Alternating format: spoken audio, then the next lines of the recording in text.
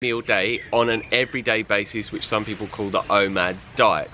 So I'm going to share with you how you can do it from what I've learned from my own personal experience of eating one meal a day. And I find eating this way really easy, and I get no hunger whatsoever, even within 24 hours into fasting on water really easy, and I get no hunger whatsoever, even within 24 hours into fasting on water really easy, and I get no hunger whatsoever, even within 24 hours into fasting on water really easy, and I get no hunger whatsoever, even within 24 50 calories, but I do not believe that from the research that I've looked into and learned from certain people that I really trust.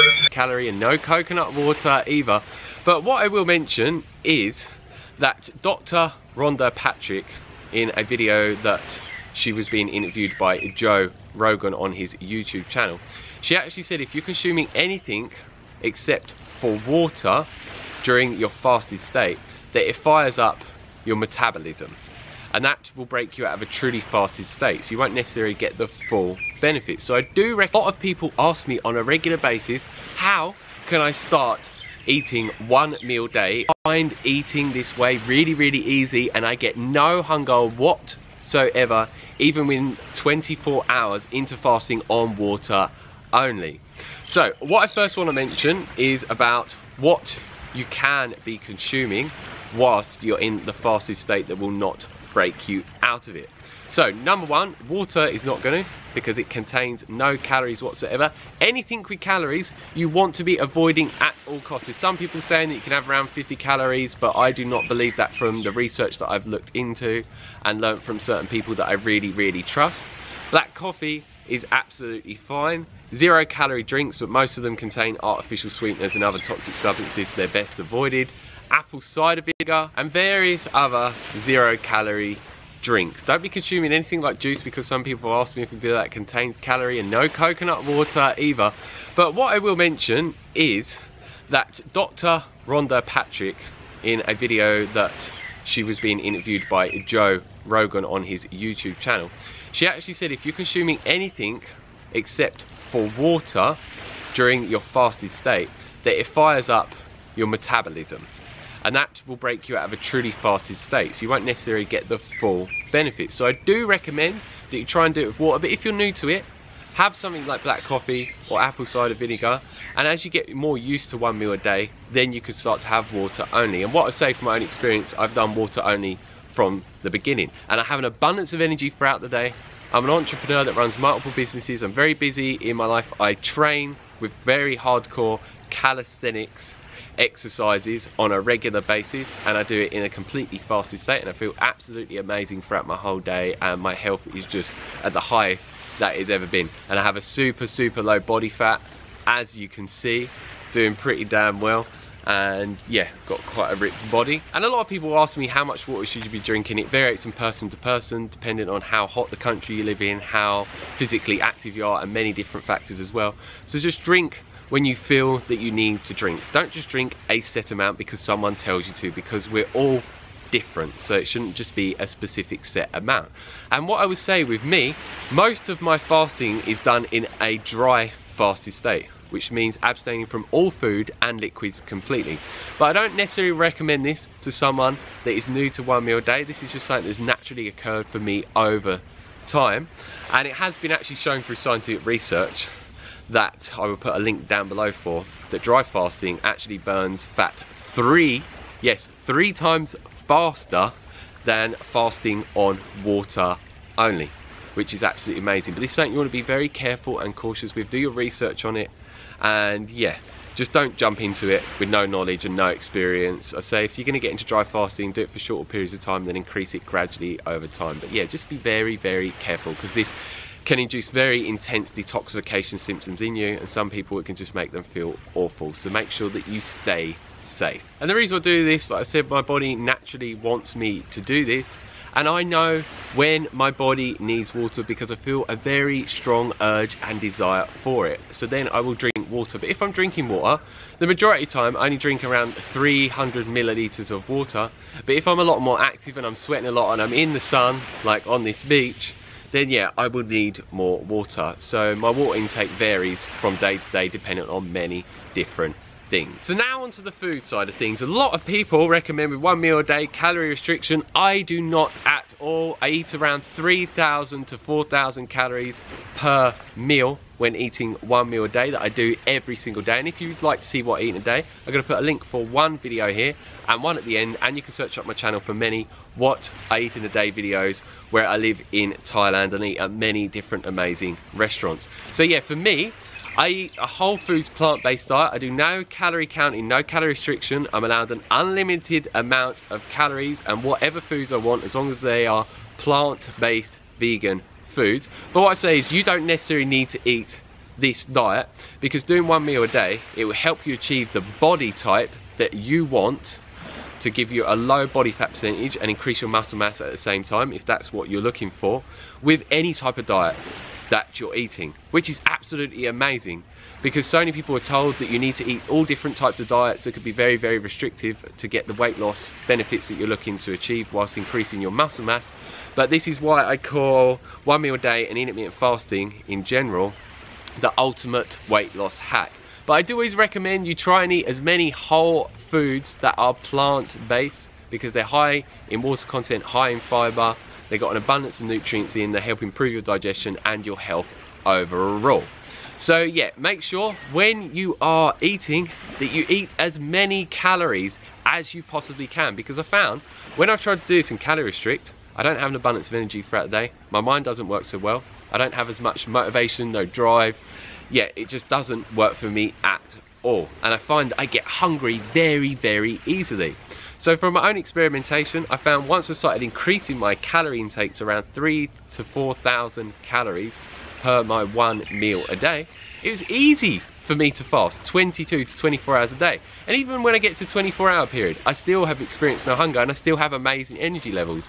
But for me, I know that I should be eating some food, because yeah, I don't want to be fasting any longer than that, because I just feel, at least for me, that it's completely unnecessary.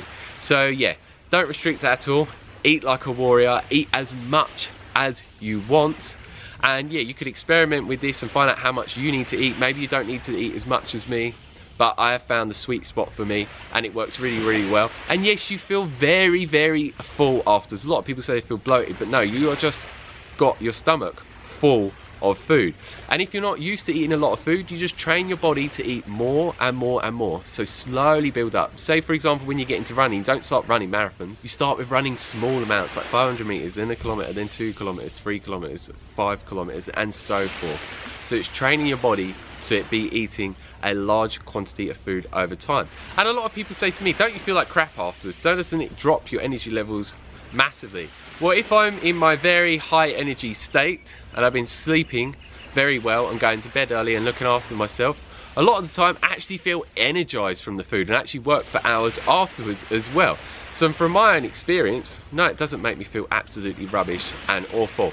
But maybe it would if you're eating certain types of unhealthy foods, who knows? But I don't eat any like highly refined processed garbage foods, at least the majority of the time. And for me, I eat anywhere from an hour to 2 hours. So it doesn't matter how long you eat for, just make sure it's one meal, and it doesn't matter if it takes quite a while or a very short period of time. It's going to vary from person to person. And for me, which a lot of people ask me, is when do you break your fast and when do you stop eating? It varies from day to day. So I fast anywhere normally from around 21 to 24 hours.